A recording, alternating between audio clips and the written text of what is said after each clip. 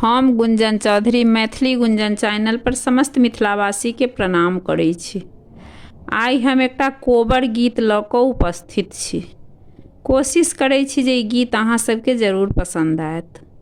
गीत नीक लागत तऽ लाइक करब, कमेंट करब, शेयर करब। गीत अंत तक जरूर सुनब। गंगा जे बही बहलै जमुनिया, हे सखी सुंदर कोबर। गंगा जे बही बहलै जमुनिया, हे सखी सुंदर कोबर। बीच में बहै छथि सरजुग धार, हे सखी सुंदर कोबर। ताहि पैसी अपन सासु पलंगा ओछलनि, हे सखी सुंदर कोबर। खोइछा भरी फूल छिड़ियाल, हे सखी सुंदर कोबर। ताहि पैसी सुतलनि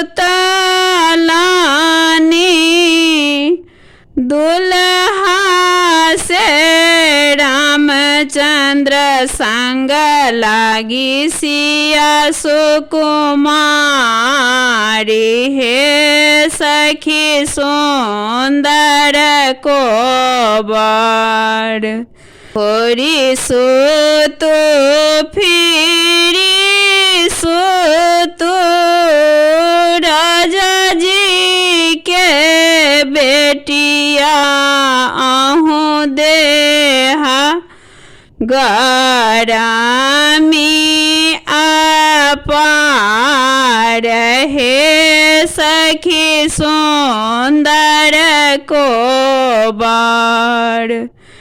एतबा बचन जब सुनलनि, से फल ना सोहबे कोबर सँ भय गेली बहार, हे सखी सुंदर कोबर। जूनी रोसो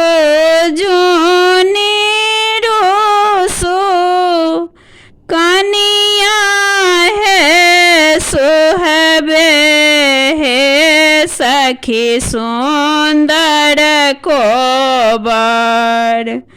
मानी लिया बचन हमार, हे सखी सुंदर कोबर।